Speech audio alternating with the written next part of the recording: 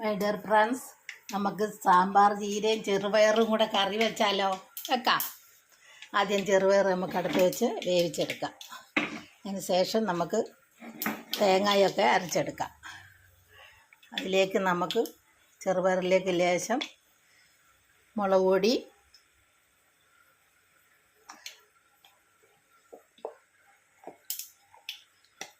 മഞ്ഞൾപ്പൊടി എല്ലാം ഇട്ട് കൊടുക്കാം. ഒന്ന് വേവട്ടെ. എന്നിട്ട് നമുക്ക് സാമ്പാർ ചീര അരിഞ്ഞെടുക്കാം. എന്നിട്ടത് എണ്ണ അരച്ച് എടുത്തിട്ട് അതിലേക്ക് ഇട്ട് കൊടുക്കുക. ഈ സാമ്പാർ ചീരയുടെ ഒരു കൊഴുപ്പുണ്ട്, ആ കൊഴുപ്പ് പോകാൻ വേണ്ടിയാണേ. നമുക്ക് വഴറ്റിയെടുക്കാം. സാമ്പാർ ചീരയ്ക്ക് കൊഴുപ്പുണ്ടെന്നും പറഞ്ഞ് ആരും വെക്കൂല. നമുക്കൊന്ന് വെച്ച് നോക്കാം, ഇങ്ങനെ ഉണ്ടെന്ന് അറിയണ്ടേ.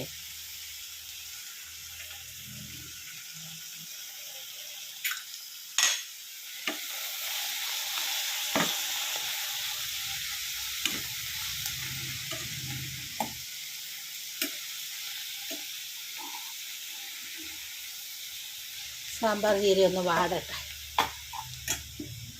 അപ്പോഴത്തേക്ക് നമുക്കിതിന് വേണ്ട സാധനങ്ങളൊക്കെ ചേർക്കാം. മുളക് പൊടി, മഞ്ഞൾപ്പൊടി, തേങ്ങ അരച്ചത് ഒഴിച്ചു കൊടുക്കാം.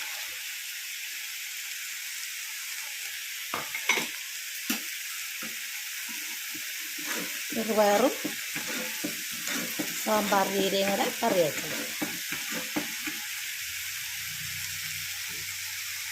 പാകത്തിന് ഉപ്പ് ഒഴിച്ച് കൊടുക്കാം.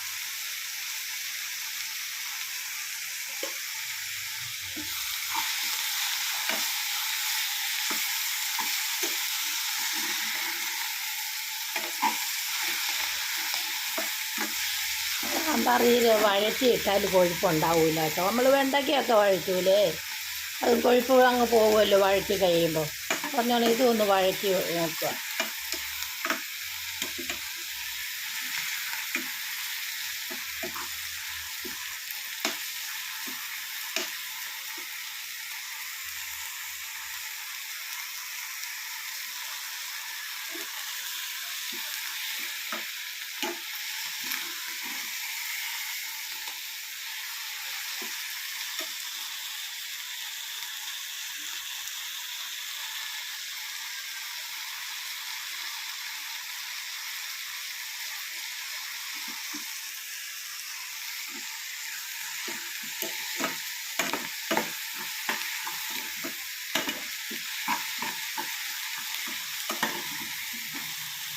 അപ്പോഴത്തേക്ക് എൻ്റെ ചാനലൊന്ന് ലൈക്ക് ചെയ്യുക, സബ്സ്ക്രൈബ് ചെയ്യുക, ഫോളോ ചെയ്യുക, കമൻറ്റ് ചെയ്യുക. Shoshamma kitchen food channel, Keralam by Shoshamma.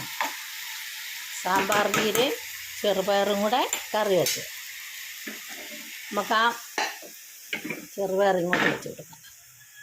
ആ സാമ്പാർ ചീര വഴറ്റിയതില്ലേ, അതും അങ്ങോട്ട് കൊടുക്കാം.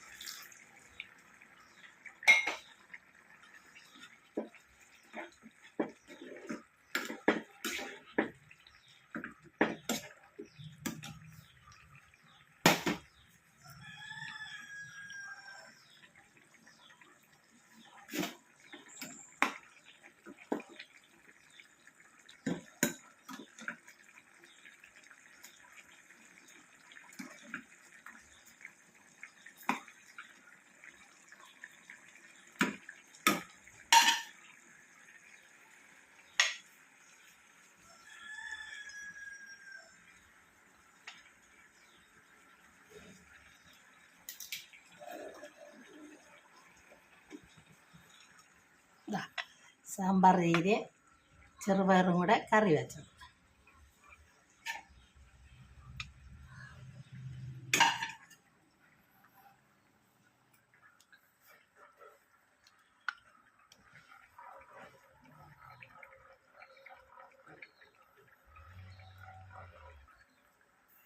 കണ്ടോ?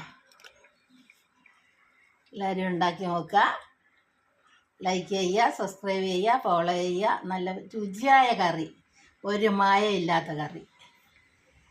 സാമ്പാർ ചീര നമ്മുടെ വീട്ടിൽ വളർത്തുന്നതാണ്, ഒരു മായമില്ലാതെ. ഒരു വളവും ചെയ്യേണ്ട, വെള്ളം മാത്രം നനച്ചു കൊടുത്താൽ മതി.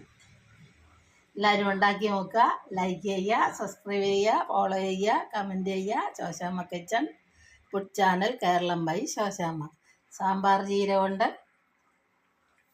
ചീരയും ചെറുപയറും കൊണ്ട് കറി വെച്ചത്. നല്ല സൂപ്പർ കറി.